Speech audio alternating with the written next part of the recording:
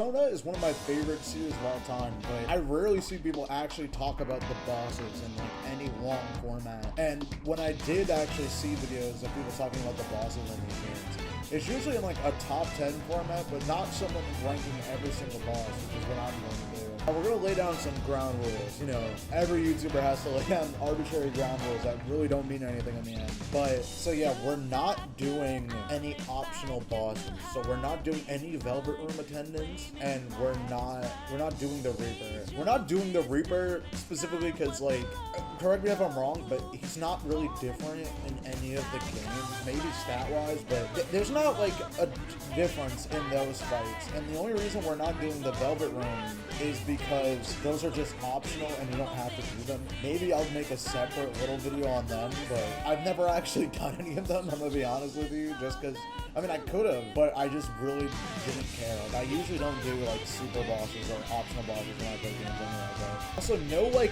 optional, I guess you could call them roadblock bosses, which are, like, you know, Tartarus bosses, or in Persona 4, when you do the dungeons, and there's, like, the mini bosses you have to, like, do before you proceed to a certain floor. And then in 5, there's no, like, request bosses or anything like that, or, like, mini bosses like that. Like, any, like, mini boss we're not doing. We're only doing, like, story-based bosses that, like, you're required to do. And, of course, meaning, like, strictly, like, you have to do it to beat or complete the palace in the game. So I know there's, like, some bosses where you have to do it, like, mini bosses that you have to do, but I'm clearly talking about specifically only the ones that are, like, meant to finish the palaces or dungeons or whatever, or Tartar, like, you know what I mean. One last thing, it's not really a rule, but we're talking about every version of the boss, so if there's like a difference between, like, let's say Reload and then like Persona 5 Royal and then Persona 4 Golden,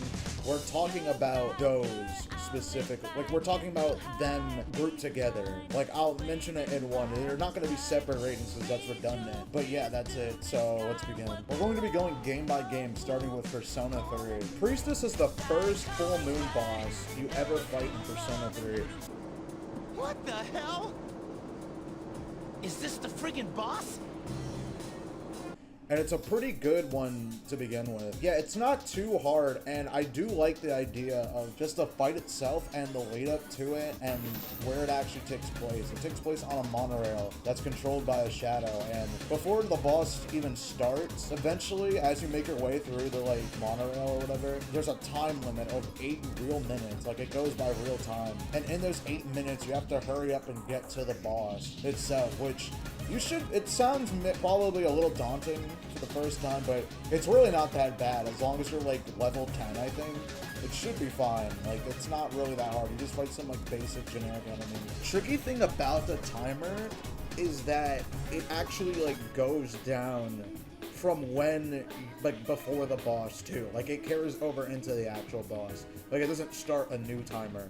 So you gotta be careful about that. But the boss itself is not really anything too crazy. I do like its design. It's just very unique. I don't know why it's like that specifically, but I do like its design overall.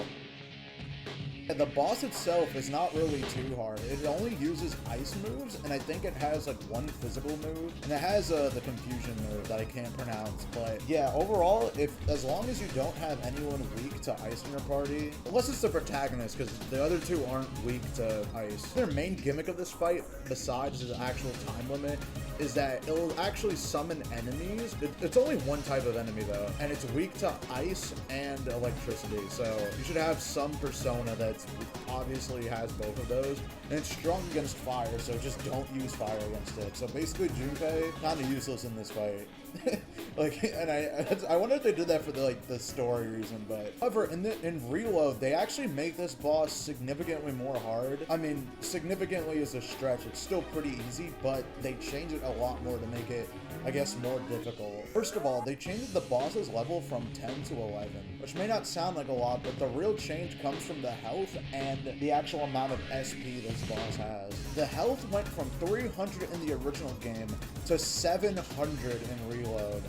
And the SP went from 200 to 500 in Reload, which is actually kind of crazy that they changed it and made it take way more damage. That's actually, like, I did not know that until I did this. Also buffed it completely, removing its weakness to ice and everything in general. It has no weakness in reload, but it takes twice as much fire damage. But obviously, it just takes more damage, but it's not a weakness. So they actually kind of made Junpei useful in this version, which is funny. The major upgrade in this fight is to the actual move it does. It has a way bigger move pool.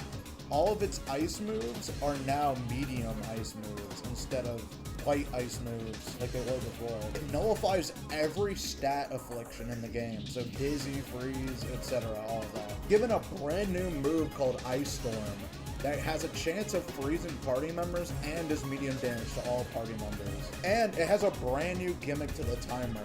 It's called Invitation to Chaos. Basically, when you reach a certain damage threshold on the boss, meaning like when the boss is at a certain amount of health, the timer will actually go down more like rapidly. At the beginning of the fight, the timer's at 30 minutes as opposed to the like previous 8 before. When the boss gets to like 50% health, it cuts it by half, and then again by half when it reaches 30% health. Overall, I like this boss a lot, especially the reload version, because it was kind of a pushover in the original Persona 3, but in this game they actually make it a tad more difficult, and I'm actually surprised. I thought they were gonna literally just change it, and I think they've made other changes to the bosses that we'll probably see later in this video, but I do like this boss a lot, and it's a good introductory boss, and it actually got me the first time in reload, because I've beaten Persona 3 like I think like 2 or 3 times at that point, and I was just used to how the boss normally operates, but it actually caught me off guard, and I lost to it for the first time ever when I played Reload. But obviously it's not that big of a deal, but I would recommend just being like 2 levels above it, just because, you know, it has medium based moves and that can really mess you up in the long run. But yeah, as a first boss, you know what? A, I give it an A. The Emperor and Empress boss are a cool idea in paper, but aren't really that like notable or even really that much of a challenge in the first place. This is the first full moon boss after you get Fuka, and the whole gimmick of this fight is that you're supposed to use Fuka's enemy scanning ability, you know, to see weaknesses and whatnot, to actually know what weakness this boss has, because it's a duo boss, which is something that's actually quite common in Persona 3. But the gimmick is they can switch their weaknesses on the fly, so at certain points you have to scan them to know which weaknesses is what. The little thing about this fight, despite the, you know, the obvious swapping of elements, is that you're locked to only using Junpei and Akihiko. You know, the other two got kind of kaploinked by the shadows because you guys got all separated before this. Yeah, other than that, you just kind of hit the weaknesses. One's weak to physical, and one's weak to elemental. Then they'll just swap, so you have to make sure you don't fuck up. But it's not that hard to fuck up, because if you just pay attention and literally use Fuka scanning, you'll just take this boss down. It's a level 16 boss, so it's like, you know, you're getting up there. Like, it's like a bit into the game at this point, so you should know how the combat works, so it's not that hard. You know, you just knock them down, get a few auto attacks, that's really the boss. It's mainly just like a glorified tutorial fight. But it's not bad, and I do like the designs of the bosses, but of course, Reload, they actually changed the boss slightly.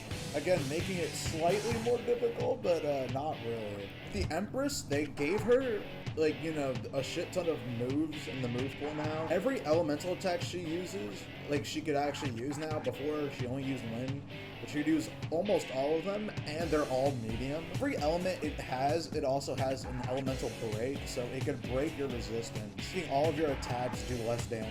To buff the Emperor a bit, they made him only weak to electricity, and they gave him a bunch of medium moves, medium like slash moves, that actually they do more damage on a full moon, which obviously, you know, this fight takes place during a full moon, so he just does more damage overall. But even with all that, this boss is still just a glorified tutorial, and I think it's a C.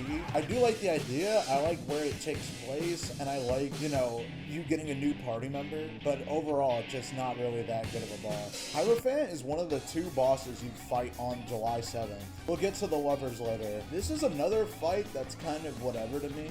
He just used electric attacks, and he like repels electricity, so just don't bring Akihiko to this fight.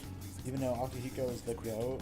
The only really notable thing about him in the original game, at least, is he uses Prophecy of Ruin, which all it does, it just makes everyone fearful, like guaranteed. So yeah, but all you really have to do is just get some Pachos. That's really it. But also the hard part about this fight is Yukari, because you know Yukari is the main healer, and I'm pretty sure she gets Pacha or like some type of spell of that nature at this point in the game. So yeah, it's going to be kind of rough for her. I guess all you really have to do with her, though, is just defend and just heal only when absolutely necessary. But other than that, he's not that crazy of a boss. He's only level 24. And other than that, unless you just don't got Pachas, he's not really that difficult. In Reload, he goes up from level 24 to 25. He gets way more health than before. He goes from 1,500 to 2,200, so that's pretty cool. He's now able to do a medium light spell and assault dive. So this motherfucker has apt pupil and crit rate amp, so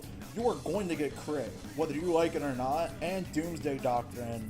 So he puts fear in you with that combo is kind of nasty, not gonna lie. And the fear boost, oh my god. As for his actual design, I really like it. It's really funny. He's just like this big fucker. And he has this like bitch giving him a massage. Bro, he's just living the dream, like chilling in his little throne. I kind of fuck with it. This boss would be a C tier, but in Reload, he's a bit more difficult, so I'll give him a B. Like, it's not bad, and he's not like the main boss. Like, the Lover is like the real boss of this. He's just a sub-boss, kind of. Like, he's a sub-boss, but not really. Like, you're required to do him. But he's not like the main fight of this dungeon. The real boss fight of this dungeon is the Lovers. Also, low-key, this boss sucks. Like, it's really, in this, especially in the original, they made it harder in Reload, but oh my god, this thing kind of sucks. Its whole gimmick is that it uses charm on you. But you could literally kill it before it even does like any charm related move at all. It doesn't do a lot of damage, and it literally doesn't even have any resistances to it. So you can literally pretty much use just whatever move you want on it. But maybe I guess that's the point, since you already do 2 bosses in one day, so I guess they didn't want it to be too hard or something. Reload though, they made this fight way harder. They gave him charm boost and more ways to just charm you overall. And his luck stat is crazy. I didn't even know this. His luck stat is 70. So you're like guaranteed at least a few times to have charm on you. And it is pretty annoying, but you can just deal with it if you have anything that dispels charm. So it's way tankier. It went from 1k to 4k health. So yeah, I think this boss, it was a good idea. Especially, I like it because of where this fight actually takes place. But it ends up just not being that powerful. And sure, they buffed it in Reload. But in the original game, this fight was like really nothing. Also, the design of this boss is sick as hell. It looks like a Kingdom Hearts Heartless, kind of. If you just like made it black, it would definitely, it would look very Kingdom Hearts, no pun intended. Yeah, so the next boss is Chariot and Justice, and this boss fight's actually pretty cool and kind of challenging. The fight starts off with just one shadow, but then it actually separates into 2 shadows. When they're separated, they're way more fast and aggressive with their attacks, and they do a crap ton of damage.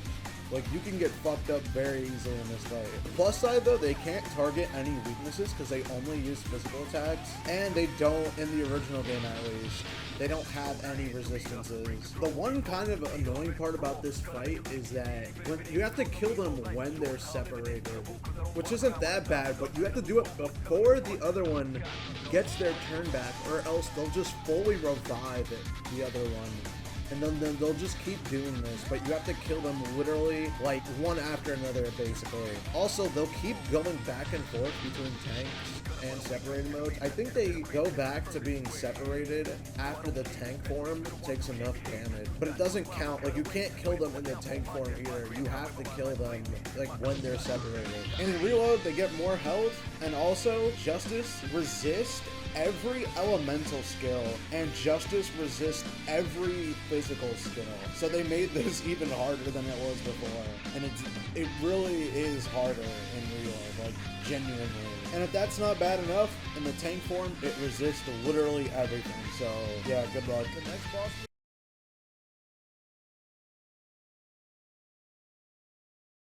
we have is the Hermit, and I really like this boss because it like really ties into the idea of Persona 3, the shadows actually, you know, being a part of the environment, or like using like the environment to their advantage and stuff. And I feel like we don't really get that in a lot of other games. This boss being the fact that it uses the electricity from underneath the mall and like the power lines and stuff to like do electric based attacks, which that's what this boss does. It does like a bunch of electric based attacks. Obviously it drains like electric attacks. The main gimmick of this boss fight is that after a while it'll start charging up its big move, Giga Spark. You can also actually stop it from charging completely if you are able to get a crit on it. That's the only way you're able to do it. So, but I mean, you know, it's a crit, so you're probably not gonna hit it normally. So yeah, you just gotta be careful for that and try not to like rely on doing that. As usual, they changed this boss fight from how it normally is in the original game, Reload. Honestly, this time they didn't really change its stats that much. What they did instead was change like how the boss actually would work. They did up its health a bit. They actually gave it 2 different moves. Volt Current, which is a single target medium electric spell that has a chance to shock the opponent. Terror Spark, which is the same thing as Giga Spark, except when the boss actually reaches a lower amount of health, that's when it activates, and it basically does the same exact thing, except it does a heavy electric damage this time, as opposed to medium. You can actually stop Giga Spark before the boss actually does it, if you do enough damage. But personally, I don't remember ever doing that, like during my playthrough of this. So, yeah, I like this boss, I like where you fight it. I think it's just cool, the idea of using electricity from like cables underneath like the ground. Also, it has a cool reference to Persona 4. I don't know if they planned ahead or they just, you know, not retcon, but, you know, added that later, but I don't know. This next boss is a weird as hell. It's another duo boss being Strength and Fortune. We're gonna talk about Strength first. Strength is a boss and it uses physical moves. It's the only boss in this boss fight that you can actually fight straight away, because Strength puts a shield on Fortune. Basically, you just can't attack it at all until after Strength's defeated. Yeah, the boss just does like heavy physical moves. Like it has a shit ton of heavy physical moves, and something can hit like up to multiple times, like 1 to 2 times and stuff like that. So you just gotta be careful of that. But the main gimmick of this boss fight is Fortune itself. Fortune literally summons a giant roulette wheel, and depending on where you land, you can either buff yourself or like debuff yourself, and they get something in return. The wheel can do damage, give stat buff, and debuffs.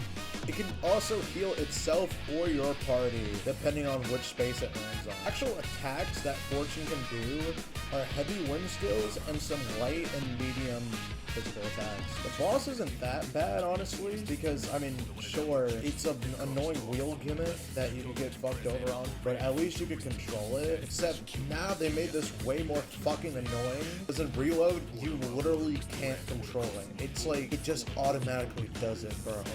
Dude, the second roulette spin does a guaranteed 300 damage to everybody. So if you're at 300, you're just dead. It's a guaranteed game over. I mean, there is like ways to get around it, but it's just still annoying, and it will literally guarantee probably get you the first time. And even if you don't die, it's still gonna do mad damage to everyone. So yeah, I'm gonna be honest, I don't really like this boss, period, but this just makes it way worse. Oh no. Now this next fight, very infamous because it's really bad, and I'm just gonna group all of these fights together. The Strega fight. These fights are really, really, really bad. Like, they just suck. And not because they're hard. They're like way too easy. Like, really, really easy. Especially in the original game. You fight Takaya, Jin, Chidori, right? And you just kill them. I don't know how to describe it. Like, they fight back, but by the time where you get where you're at in the game, you just do so much more damage than them. It's not even funny, and it's more of a minor inconvenience than anything. Especially Chidori, like, and I'm pretty sure it's like this on purpose because it's more of a story fight. You know, Reload, it literally just ends. Like, you don't even have to kill her. It just goes, when her thing goes down to, I guess when she has 5 turns, or 5 turns in general, it's just over. But Chidori, you can just look up several videos. You could just easily one-shot her. It's not even funny. They made Takaya and Jin put up a little bit more of a fight in Reload. They can actually, you know, switch like you can. They can shift, or I guess one more baton pass, whatever you want to call it. They did give Takaya a fear G. It looks really sick, and also it inflicts fear on your party members. and I think it drains their SP to 1, but you'll have no trouble in these boss fights, trust me. Like, they're really easy still. Which kind of sucks, because, you know, they made them actually have way more story importance in Reload. Like, they gave more scenes with them and made them more of a threat, or seem more threatening and interesting, but yeah, these fights aren't it. Now we have to go back to the actual boss that you fight after the first Strega fight. The Hangman is a giant shadow that's being hanged in the air by a cross. But before you can actually fight the boss itself, it summons these 3 statues that you have to defeat. They don't have weaknesses in the original game.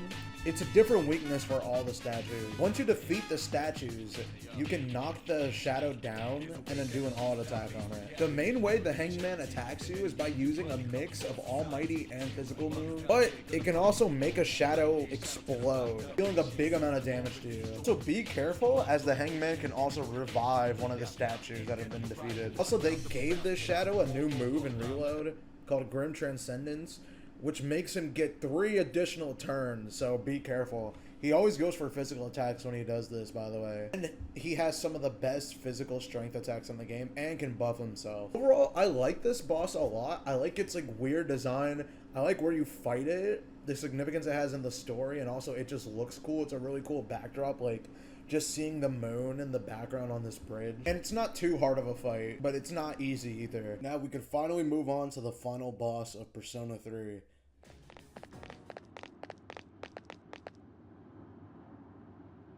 We finally reached the top. Hey, look at the sky! Something's coming. Is it Nyx? I can sense it even without my persona. This is the first time that's ever happened.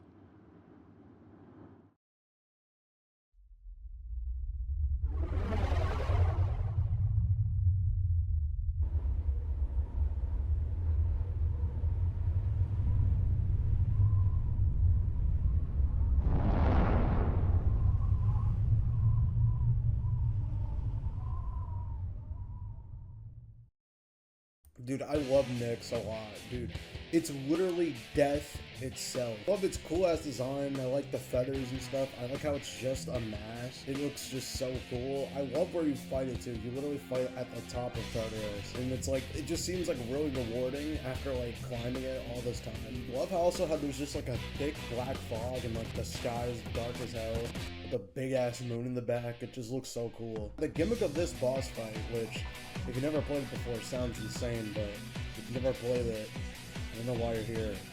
This boss has 14 different phases to it, based off of all the Arcana, with death being the final one. Each phase is different and what it actually does.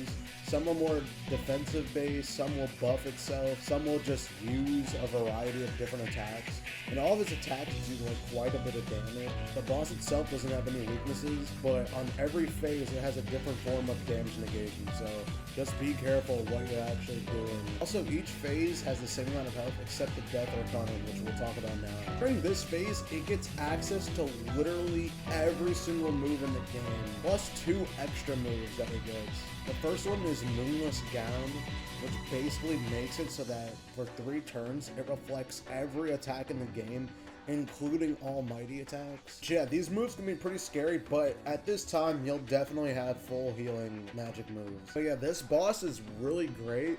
There's only one major issue with it. If you have Armageddon, like the fusion spell or the Theurgy, you can one-shot any and every phase in this boss, which is kind of cheesy, but I mean, it was harder in the original, but Theurgy, you literally just have to get the 2 personas you need, which you'll probably be getting anyway. But yeah, if you do the boss just legitimately, it's pretty fun, and it's so sick looking. I just like everything about this boss, honestly. Damn, it's been over 20 minutes and we still haven't got to Persona 4, so yeah, let's just go into Persona 4 now.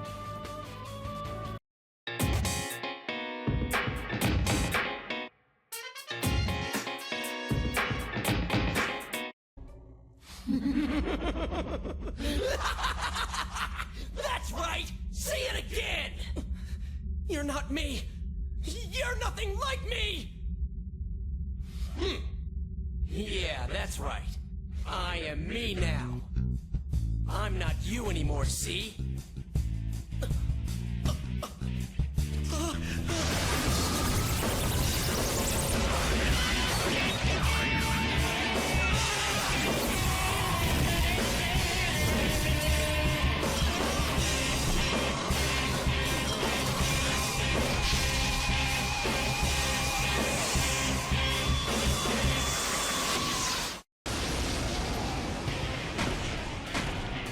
I know Yosuke is literally just a tutorial fight. Basically, it's just there to teach her about guarding. For Yosuke guards, or does power charge, you just guard, wait, attack, rinse, repeat. That's really all there is to it. And you kill the dumb frog, and that's it. Chie's boss fight is also really easy. And I do like the design more than Yosuke's because it fits the personality of the shadow better. So it's one of the few bosses in this game that actually has two main bosses in the same dungeon. This fight, Shadow Chie is weak to wind attacks. She'll occasionally put up wind wall, which will make her immune to wind attacks for a certain amount of time. So basically, when this happens, just make Yosuke literally do physical or Dia. She uses Zio attacks, which Yosuke is weak to. Eventually, she'll just start targeting Yosuke. So basically, when this happens, just keep Yosuke on the defensive.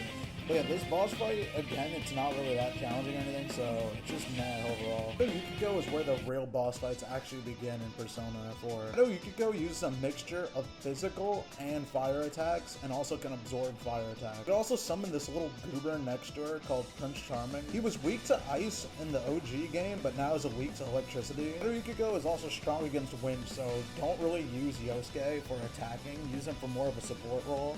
And if you want to attack with him, use physical attacks. Also, for some reason, they made Shadow Yukiko 1% easier by giving her a weakness to ice and golden, but in the original game, she's not weak to anything. She can cast White Wall, though, which basically shields her from ice attacks, so be careful when you do that, and don't use Chie for attacking with ice moves. So be aware that when she uses physical attacks, she has a way higher crit rate than normal, so watch out for that. Eventually, when she gets low enough, she'll use her signature attack, Burn to Ashes, which would do a lot of damage to the party, so just gotta defend. I actually like this boss a bit. It's pretty cool. I like the design, and it's kind of challenging for your first time, especially if you don't know what to do.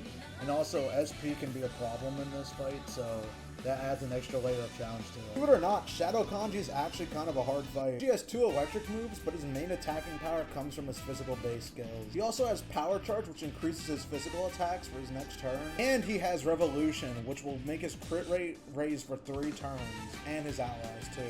Speaking of which, he has 2 allies, the nice guy and the tough guy. Original game, they're basically just meant to make Yukiko and Chie as useless as possible because they drain ice and fire respectively, which are the elements. Also, the nice guy has Heat Riser, which we'll use to buff Kanji even further on all of his physical attacks. Tough guy though, he attacks only though. He doesn't really provide any other benefits, but he still hits you with physical attacks. So you have to deal with him and Kanji both attacking you with physical moves. And if that wasn't already bad for Yukiko and Chie, he has a move that makes it so that only female party members are enraged, basically making them waste a turn attacking instead of doing anything else. And he's still not done yet. Kanji has a move that poisons male party members. So all this stuff is really hard to deal with and insane. He already does a massive amount of damage, plus his 2 little minions deal a lot of damage too, and they can buff him. However, Golden did make this easier by a little bit. They basically made it so that the tough guy and the nice guy, whatever they drained before is now their weakness, so you can actually knock them down and stop them from doing turns. However, they're still tough. Like, this boss fight is no joke, honestly. And it's kind of crazy they give it to you at the start of, like, the game, essentially. Like, you're only level, like, 22 or something, like, when you would get to this boss anyway. And even though they make Tough Guy and Nice Guy easier, Kanji has a move that gives them their resistance back, so... And it's for 3 turns, so you gotta just be careful to, when they're up, just defend or focus on support. But again, I kind of like this boss, and that it's actually hard. And it did take me, like, I think 2 tries minimum to beat it, so yeah. But it is kind of annoying and cheap if you're not ready for it. This next boss fight's a 2-in-1 deal. The next 2 boss fights take place in the same dungeon.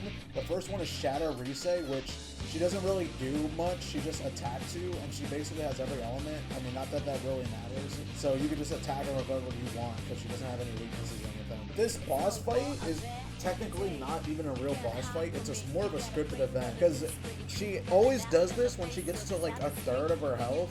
The fight will just end, basically. She'll do a move where you can't attack her the entire time. So you just have to wait for the 3 turns to pass, and then the real boss fight starts. Teddie uses a lot of ice magic moves, and moves that either buff his own magic damage, or can debuff you, or buff himself. So he's the first boss so far to have an actual, like, heavy magic attack. He can also nullify and any debuffs you put on him, as well as nullifying any buffs you put on your party. He also has 2 almighty moves. Before he charges his strongest attack, Nile Hand, he'll charge up for 2 turns before he does it. Nile Hand does heavy almighty damage to every party member and automatically puts Dizzy on them.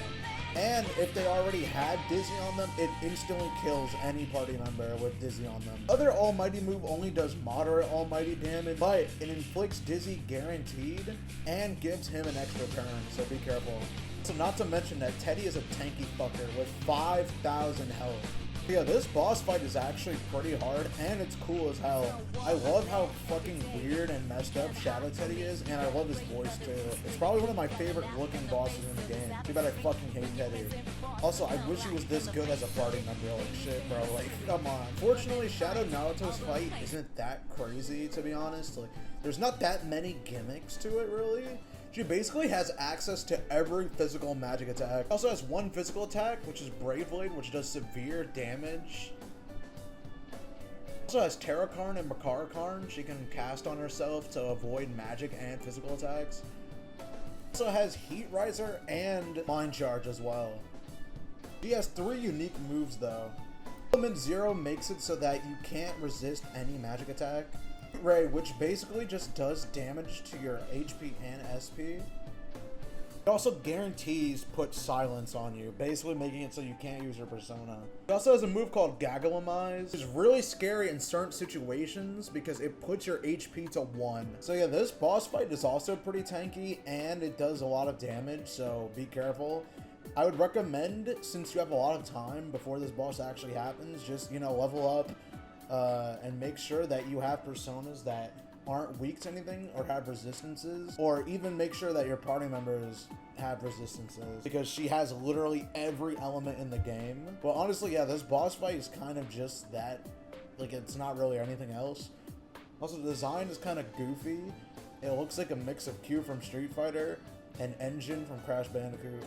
First, thank you for making it this far, and second, I'm a complete dumbass, and I didn't realize that my volume was really low on my microphone on Windows, so that's why you can barely hear me for the start of the video until this point. And yeah, sorry about that. And the next section, I'm gonna be recording, obviously, like this, so you can hear me this time. I tried to fix it, but my bad. And third, I purposely didn't record the Mitsuo part of this video because this boss is a piece of shit, and my friend really wanted to just rant about it, so here's the full unedited rant of him just going off on this fictional video game character.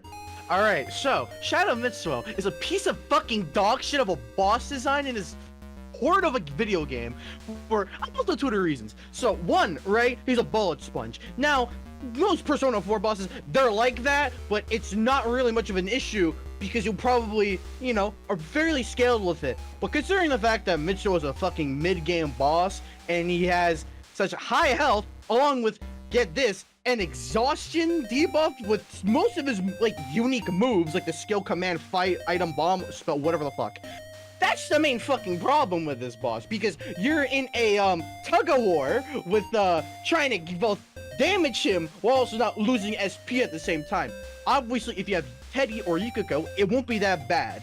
The problem is that he has 2 whole turns compared to other bosses in the game. I think even fucking Izanami has 2 turns, but that's a final boss. This is a mid-game boss where you don't have enough damage to consistently hit him enough to not have the bullet sponge shit happen. Now, sure, right? Even when you get him out of the big-ass knight form and you're able to all-out attack him, get this, you're gonna do 90 damage. Why? Fuck if I know, he has almighty resistance.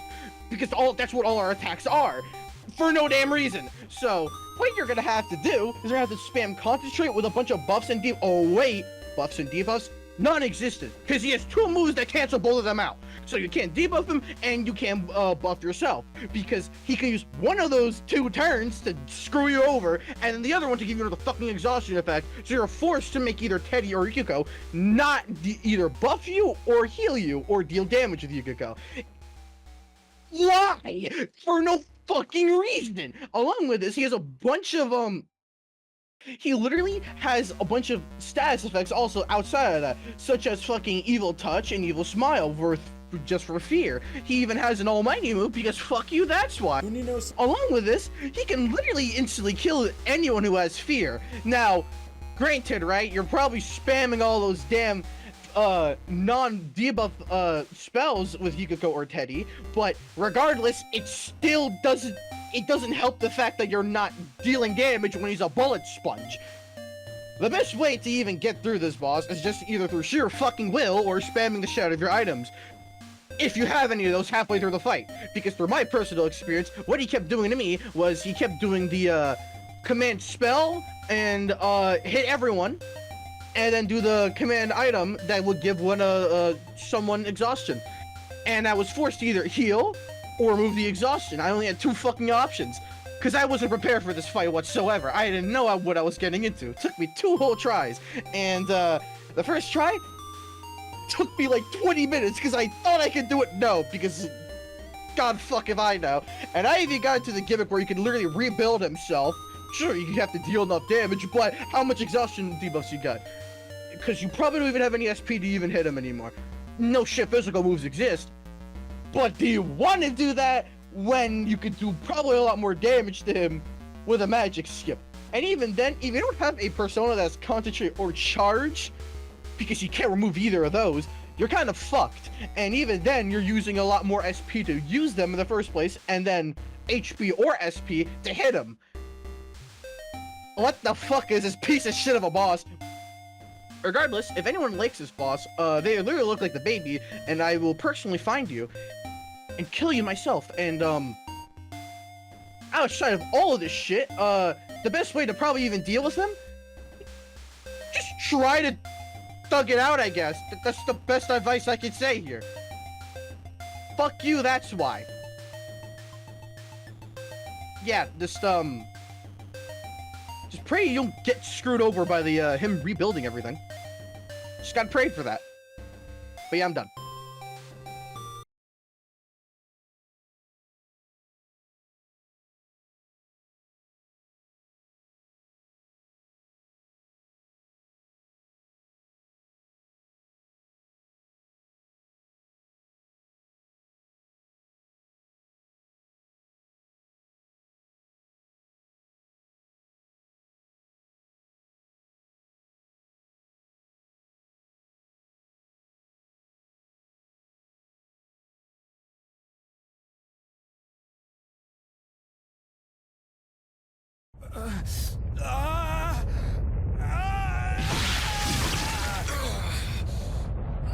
What's happening to him?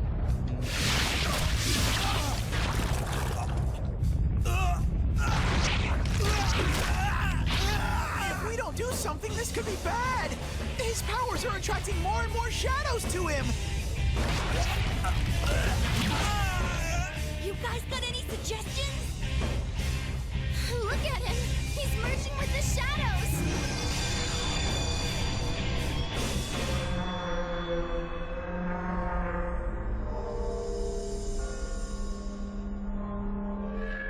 What is this? The hell? Damn it! We've come this far! We're not losing now!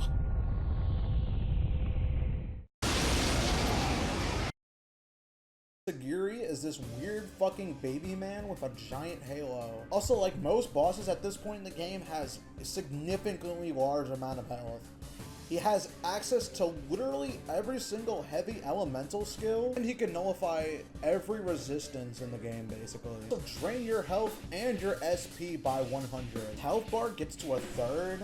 He'll use quad convergence, which will pick one of his elemental skills and buff it significantly. He also has Unhearing Justice, which basically does a shit ton of almighty damage to your party. If your party members are low enough, it can definitely kill them. So he can control your party members, but when he has control of them, they only do physical attacks. So if you have a persona that can deal with physical attacks, like resist, nullify, reflect, whatever, use that. But yeah, honestly, this boss can be really tricky, especially if you're underleveled. Honestly, don't be underleveled, because you'll get destroyed by this boss fight. It just does a significant amount of damage, and it has a lot of health to boot. So I hate this thing's design, and it's pretty annoying. Well, we finally made it to everyone's favorite Persona 4 character. Persona 4 character, the main bad guy behind everything.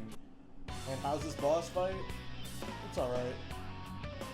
Yeah, the ADACHI boss fight is nothing too special in all actuality. He uses a lot of wind and electric moves, mainly using physical moves, and also his whole gimmick is that he tries to put fear on you, so he gets set up for using Ghastly Wail, which instantly kills people with fear. And he has Atom Smasher and Evil Smile.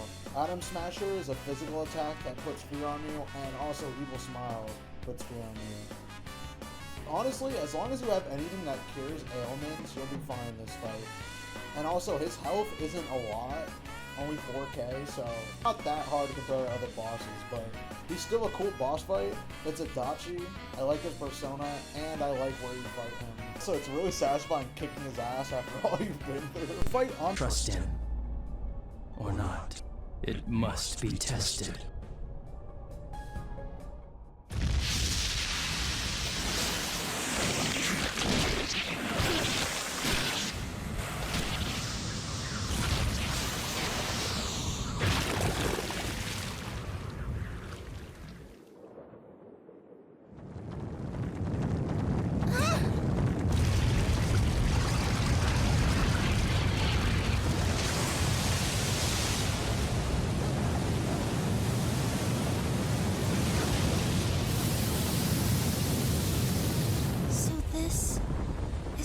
Of all the fog? Indeed. I have come to put you all to the test and judge your worth. Like we give a damn what you came for! You've done what you want so far, but that'll end when we crush you! Precisely. Then we know what we gotta do now. I don't want people to turn into shadows! We'll defeat it for sure. I'll back you up with everything I've got. This thing has no right to exist.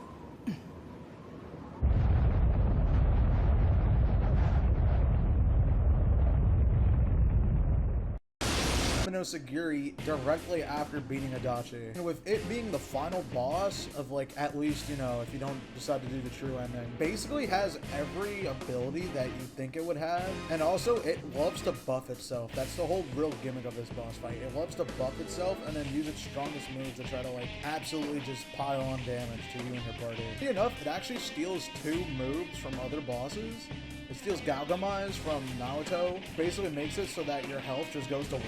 God's Judgment, which also just makes your health go to half. Its unique moves is called Quake, and it basically knocks down your party members. And it has a chance to, but it's very likely that they're gonna get knocked down by it. It also has Nebula Oculus, which is a giant sweeping laser move that does almighty damage to everybody. The main way this boss can buff itself is by casting Bewildering Fog, which basically you can't attack it when this is up, and you just have to wait for it. But he'll start buffing himself while the wall is up, so you just gotta like defend or get ready for it to attack. Obviously, you should be fairly high level for this fight, or at least have like the proper gear and equipment, because like I said with every other boss basically at this point, very tanky, so it's not going to go down easily.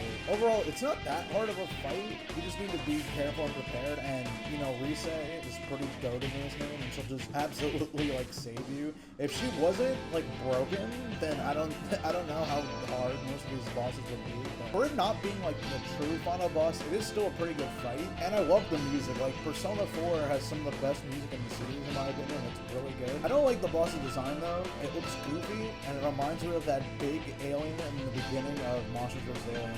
Kind of sad that this next boss fight is basically just a filler fight. First part of this boss is fighting Marie, and you can't really even call this a fight. It's similar to the Shadow Rise fight. Basically, it's sort of scripted. Once you get her low, that's the end of the fight. The next part of the boss is also pretty straightforward, to be honest with you. When she reaches the second phase, repels every attack, including Almighty. But you can make her take damage from elemental skills again. Do this by picking up these items in the Hollow Forest area before you actually fight the boss itself. Once you do that, the boss itself is not that hard at all. Don't use physical skills, because they won't work regardless of even if you use the items. I do like the emotional stakes and the music in this boss fight. Again, is really, really good. Probably one of my favorite themes in the game. Finally reached the end of the Persona 4 bosses with Izanami. She's the final boss of the game. She basically has every single move in the game. Literally everything. There's not really any tricks or gimmicks to this fight. You just gotta go all out, at least in her first form. After a bit, the fight will move on to her second form. This is where the real fight begins, because she just starts spamming a shit ton of almighty moves that do a crap ton of damage to your party. She also has moves that can reduce your health to half or just straight up kill you. Like literally, they will just kill you straight up. She has one move that she could just choose whoever she wants to kill instantly, and she has a move that if you have an ailment on you, you die instantly. When the boss gets to half health, you basically won the fight. It'll enter a scripted sequence where all your friends will talk to you, and then you'll awaken to your ultimate persona and kill her instantly. But yeah, I really like this boss fight. I like how it just like is a straight up like brawl. Despite it having a lot of like insta-kill moves, it's really not that bad of a boss fight overall, but it's not a pushover either, and it has a lot of health, so you're gonna be there for quite a bit. Also, I love the music, like the triumphant version of like the main theme you've been hearing. I really like when you awaken to Izanami no Okami. With that, we end the Persona 4 section of the video. Now, we move on to every Persona fan's favorite Persona game that they never played.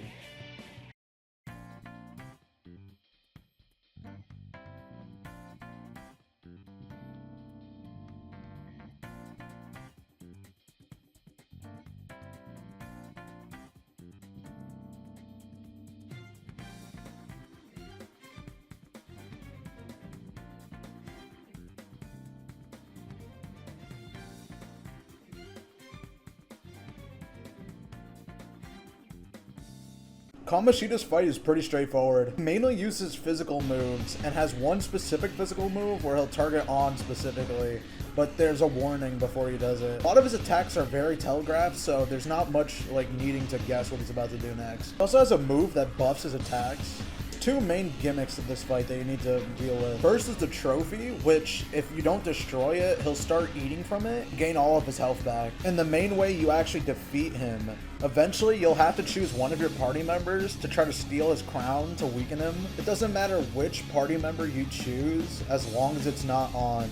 He will attack on immediately. While one of your teammates is trying to steal the crown, you have to continuously distract him by attacking Kamoshida. If you don't, he'll notice and you have to do it again. Once you knock off his crown successfully, he becomes way weaker and you get a free all-out attack. So in Royal, he can summon Shadow Mishima and Shadow Shiho. Shadow Mishima is a scripted event and he'll automatically do his almighty move against you. Then he'll summon Shadow Shiho. Basically do the same thing. However, you can actually stop this from happening by either killing Shiho, because she's really low health and weak to pretty much everything, or apparently if you do 300 damage to Kamoshida, which I don't know how you're going to be able to do that. This boss is a pretty good first boss, and it introduces the idea that Persona 5 bosses, every one of them has a gimmick and a little event you have to do, which I really like, because honestly I think Persona 5 has some of the best, most interesting bosses in the whole series. Also, it feels really satisfying kicking this fucking stupid pedophile's ass. Boss fight is dumb and annoying. Madarame turns into this giant face made of different pictures. Each painting drains something. Besides that, the paintings don't have any weaknesses, so you can just use whatever attack as long as it's the one that they don't drain. You have to kill all these paintings at the same time or else he'll just keep regenerating them. Luckily, the paintings only have 500 health each, so it's not that hard to actually just kill the paintings. After you do an all-out attack, the second phase starts. If you're in his second phase, he'll summon a bunch of clones of himself that has an element attached to it, and they'll basically just do whatever element that they're representing. And obviously, you know, their weaknesses are pretty straightforward. You know, if you see the fire one, use ice, etc. The way you win this fight is by destroying the main Madarame. But you're gonna have to use the other Madarames to get the one mores and stuff anyway. But he just keeps summoning them. No matter how many times you kill them, he just keeps summoning them. It's this boss fight isn't hard, but this is just really annoying and tedious. Like, it's not hard at all, it just wastes time. Boss fight, Kaneshiro gets into a giant pig mech and uses a variety of physical attacks. He also has a move where he can inflict fear on your entire party. After a certain point, he'll leave his mech and start charging up a rolling attack. This is actually where the boss is different depending on which version of the game you're playing. Playing the original, you can actually hit Kaneshiro while he's outside of Piggytron. Once you do enough damage to him, you can actually knock him on the floor. and then the rolling attack will happen to him. It's basically rinse and repeat once that happens, and then you beat the boss. However, if you're playing Royal, you can only damage Piggytron, and once Piggytron is destroyed, Kaneshiro will actually fight you himself. Except he doesn't fight you himself. He has these two goobers, this one big buff fly and this tiny little fly, that basically act as his bodyguard. So he'll attack you and the other two. The other two, they use physical attacks that aren't dangerous on their own, but they'll inflict sleep on you and do technical damage, which will do a lot of damage to you. But they're also vulnerable to technicals themselves, so you kind of have to do that and just kill them. Kaneshiro himself in this form doesn't really do much though, and he's not that much of a threat in all honesty. Honestly, I like this boss way more in Royal, and I think it's just better overall because the first version of this fight is just kind of like boring and tedious. And also, I don't know, I just like that it's a giant piggy bank and it's funny. I do like in the original game, however, how you can actually crush him with his own attack. And then this boss fight is pretty sick. You fight Wakaba as a giant sphinx, and this boss fight, it's actually pretty straightforward. It doesn't have many moves in her arsenal. It has 3 physical moves. It's actually pretty straightforward. It doesn't have many moves in her arsenal. It has 3 physical moves. The first one only hits 1 party member, the second one hits all party members. Third one is a telegraphed attack. You use a move called Rapid Ascent while she flies up into the air. And while she's in the air, you can't attack her for 3 turns before she does her fucking dive bomb move. Do severe physical damage to your whole party. She also has a move called Wing Blast, which will do wind damage to your whole party and also inflict the dizzy status effect. Honestly though, her scariest move isn't even an attack. It's called Dreadful Scream, and it'll basically afflict party members with despair. If not treated within a certain amount of time, will kill you. But yeah, I like this boss fight, and while it's not the hardest, I just think it's a sick idea of fighting this giant sphinx, and I like the gimmick of shooting it down with a freaking ballista. So there is one unfortunate thing about this boss, and I mean, it's not really the game's fault, and you really want to have a persona like this to begin with as this early, is that if you have any reflect physical type personas, this boss fight becomes really easy because you can just reflect the amount of damage it does to you. Also, I didn't even know this, but apparently the boss will ask you questions during the fight, and if you answer it the wrong way, it will just straight up insta-kill you with Megidolon. Oh my god, this boss fight. They literally gave the worst Paus the worst boss in the entire game, dude. Battle Okuma is basically just a boss wave of enemies that spawn in and have different specific weaknesses. And you know what? Honestly, in the original game, it's not that bad. The boss just is kind of boring. Honestly, dude, in Royal, holy fucking shit. I don't know why they made this boss so goddamn insane in this game, dude. So the boss isn't that different, right, from how it was before, except 2 major fucking things. First of all, well, in general, this boss is on a timer. 30-minute timer, which this was a non-issue before. But in this, oh my god, this boss fight takes so long that it is very likely you will run out of time. First few turns can be a breeze. They don't have a lot of damage.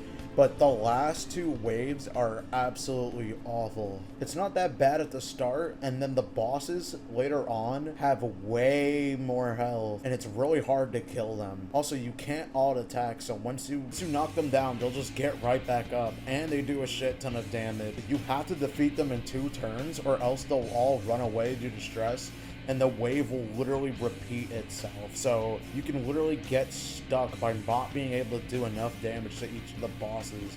And the bosses do a lot of damage to you, so you'll either die, get stuck on a phase for a really long time, and the timer will just run out, because after 30 minutes, the timer will literally just run out and you have to start the whole fight all over again. So they made it so that when the boss uses sacrifice orders on the robot, it will literally not count as you defeating it, meaning that you'll have to start the turn over anyway. So basically you're just stuck in pretty much an endless cycle, because you're probably not going to be able to do enough damage, especially for the last 2 phases. Boss would be 76 times easier if you were literally able to auto attack, but the game literally punishes you for doing what the game tells you to do, because you're supposed to exploit the baton pass system to beat this boss, but you literally can't auto attack and do enough damage half the time. So you have to be really on point and buff yourself a lot. But also Okumara can remove your buff and buff his robot, so this boss fight is just a mess overall. There's literally a reason why when you Google it, just people talking about how fucking shitty and hard this boss fight is and how annoying it is and everything like that, like how to beat it. there's so many videos on how to beat this boss fight because it's just such a pain in the ass.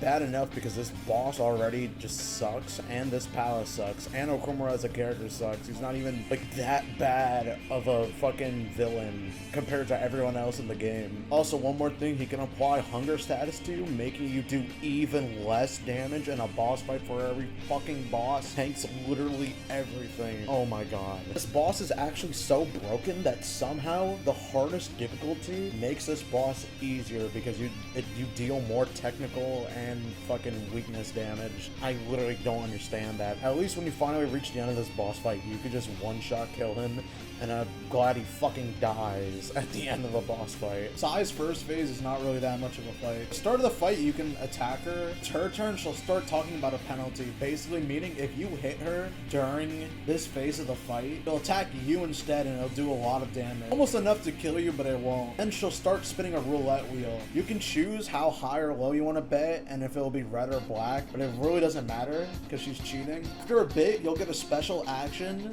because you'll realize that she's cheating because she has a glass cover over whichever pocket the ball lands into. You choose one of your party members to break it open by shooting it, and then that's when the real fight starts. When she's in her second phase, she'll use a variety of gun and almighty moves. Has a lot of health and does a lot of damage, so you have to be careful. Also, she'll buff herself a lot, especially when she gets really, really low.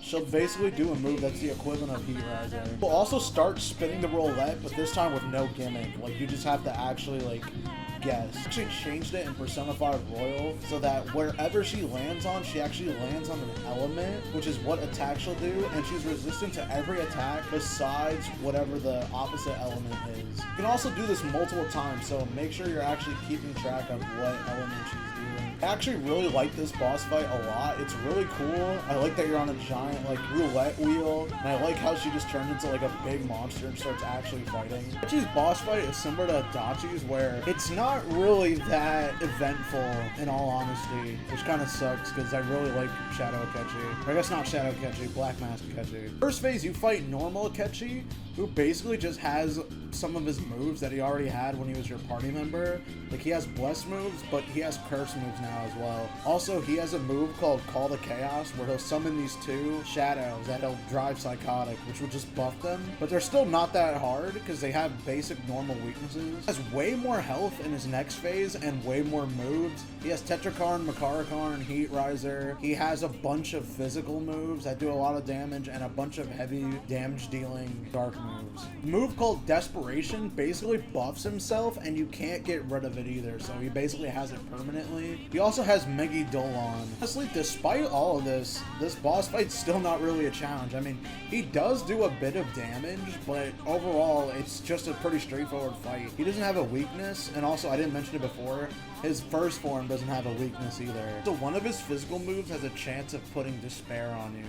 I like this fight a lot, and I like, you know, Black Master Akechi as like an idea, like showing his like true colors and stuff. And I also like the idea of fighting like another wildcard user. And, like, it's just a really good fight. He kills it with the voice acting too. I really like the voice acting in this fight. Even though it's, despite all that, it's still just not really that hard of a boss, but I like it anyway. So this boss fight has a problem where you can cheese it really, really hard if you have like Reflect Dark and especially Reflect physical moves. You could basically make Akechi just kill himself. Shido boss fight is one of my favorite boss fights in the game. Boss fight is broken up into multiple different phases, each with their own attack. First phase of his boss fight, he only has 2 attacks, but before he does them, he'll spend it buffing himself and debuffing your party, doing a lot of damage. Second phase, he'll start using every elemental skill in the game in the heavy version of it. He also has a heavy almighty damage move. Third phase, he'll turn into a giant pyramid that'll shoot a cannonball at you.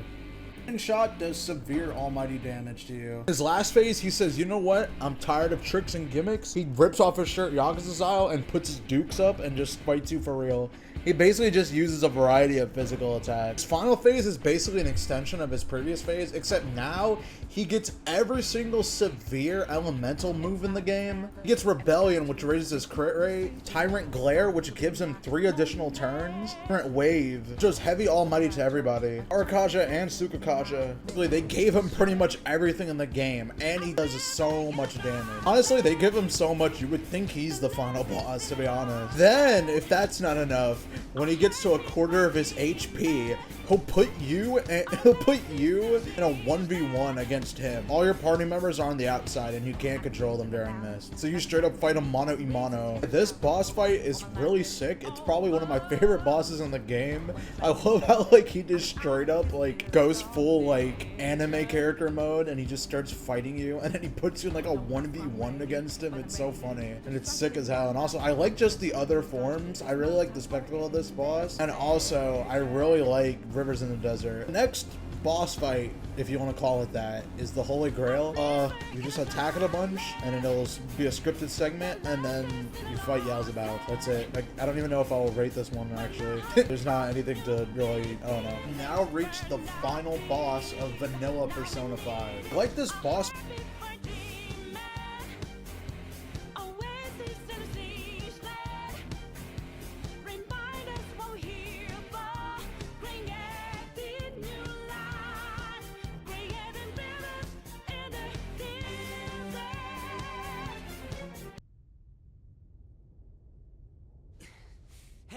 We did get him, yeah?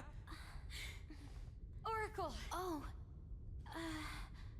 It's silent, but I don't know.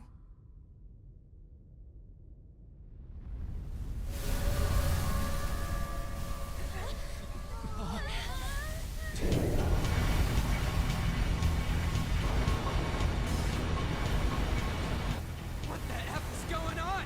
This looks bad, you guys!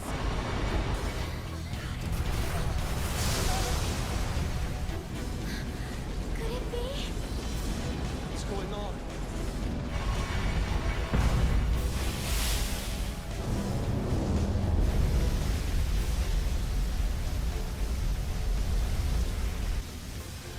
The Holy Grail in its entirety. Is this real? Guys, pull it together!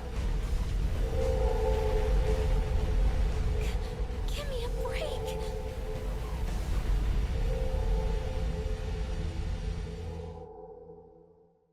Fight a lot. Again, for the music, I love Yaldabaoth's design and how like fucking gargantuan he is, and I like the boss's gimmick overall. In this fight, Yaldabaoth will summon 4 different weapons, as well as doing attacks from his main body. One of these weapons represents one of the 7 deadly sins. The gun does heavy almighty damage and can put lust on one foe. It can also do colossal gun damage, as well as the target's HP by 50%, inflicting hunger status. The bell makes you weak to all affinities, inflicting jealousy, which makes it so that your party members attack your other party members. It can do a colossal almighty damage to your all party members, nerfs the party's defense. Sword makes you lose more SP, does colossal physical damage to your party. The book buffs your attack but lowers your defense. It's a move called Divine Punishment, which, if it does it to you, if you attack Yaldabaoth, reduce your SP by 15%. It also has several heavy elemental damage moves. I really like this boss fight a lot, as I said earlier.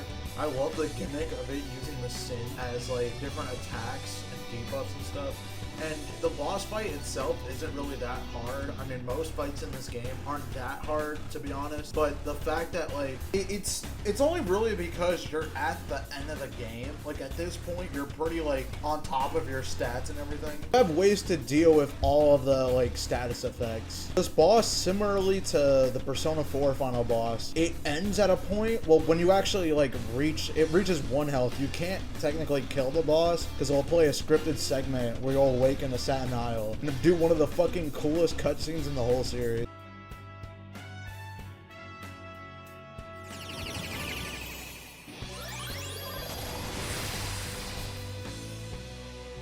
Pillage him! Satin Isle!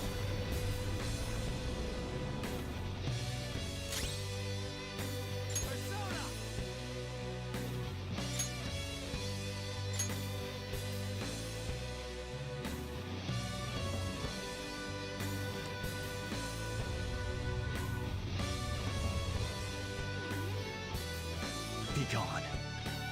Preposterous! You dare on the people's wishes!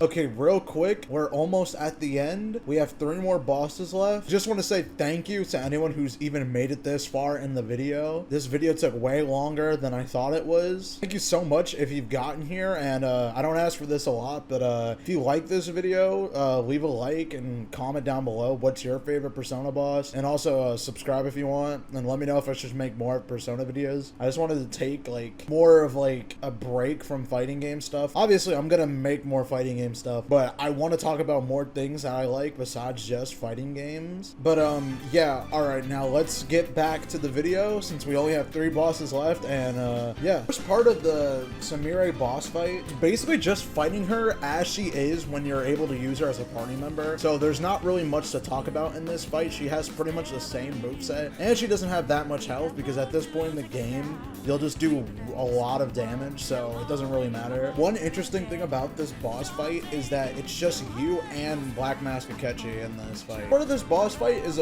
more of the same, except this time all of your party members are present and she has 2 little goobers helping her out. But yeah, the boss, like I said, isn't really that hard. It's mainly just a story boss. Like, it just kind of has to happen.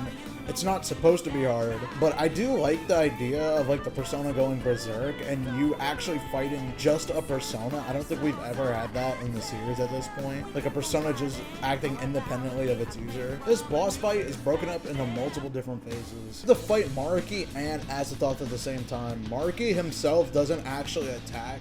All he does is heal. And same for his tentacles. His tentacles only provide support, but need to be taken out in this boss fight. You can also take the tentacles out because they each have their own specific weaknesses. However, they won't be out for the entire fight. Azathoth in his first phase does nuke and physical damage, and it can also buff its next magic attack it uses. Also do the same with physical attacks. In Azathoth's second phase, it gains way more moves that do way more damage. Gains several almighty moves, including extreme and severe almighty damage, but it only does the extreme one after a certain amount of turns have passed, as well as its physical moves from the last phase. He also has heavy bless damage to one foe, and it gives dizzy. Yeah, this boss, it's kind of annoying, but it's not really that bad. It's perfectly manageable, but it is going to take a while, considering the tentacles and Maruki and Azathoth all at the same time. It's probably going to take a bit, but it's perfectly manageable. Now, we've finally done it. After all this time, we've reached the final boss of the video and the final boss of Persona 5 Royal. Even though I put it as a separate spot from the Azathoth fight, this is basically part 2 to the Azathoth fight. So I'm gonna be rating it as a whole, like both bosses. In the first part of the fight, you actually fight Maruki again. This time just Maruki. Adam Kadmon's in the back and he's the one doing all the attacks. So Maruki doesn't attack at all during this fight. You still have to kill him or else the next part of the fight won't start. Once you beat him in this form, he'll merge with Adam Kadmon and then you'll enter the final fight. So I forgot to mention, in the first phase, Adam Kadmon uses almighty moves only. So you literally can't block it or anything, you just have to survive the fight. Next and final part of the boss is scripted. They'll do one big almighty punch move, and you just have to survive for 2 turns, and then the cutscene will play out, and then the boss is done. Overall, all of it together, including Azathoth, is really good. And I like, obviously, you know, the grand finale of the game, but I will say, though, I do like Yaldabaoth more. I don't know. I think it's a cooler finale overall and more, like, over the top. But the way that this boss ends, and I like Adam Kadmon as a boss, I think it's really good. Also, I'm very nostalgic for this boss fight, because I remember I beat this game when it first came out. I beat this game around 3 in the morning. Like, I got to this point, and it was so funny. The very end, where Joker and Maruki get into, like, a drunken fist fight. And it's like, or at least it looks like that. Dude, it was so funny just watching that scene, trying not to, like, wake up everybody in my house. It was so funny. And with that, that's gonna be it for ranking every single Persona boss. Well, at least in Persona 3, 4, and 5, that is. This video, like I said before, took way longer longer than I thought. There's a lot of bosses in these games. And yeah, let me know which is your favorite, which bosses you like, which bosses you hate. All that below in the comments, you know, like, subscribe, whatever. I usually don't ask for that stuff, but, you know, I did this because we reached the 100 subs, and, you know, I want 100 more. I want to keep going. I want to get bigger and bigger. So, yeah, that's going to be it for this video.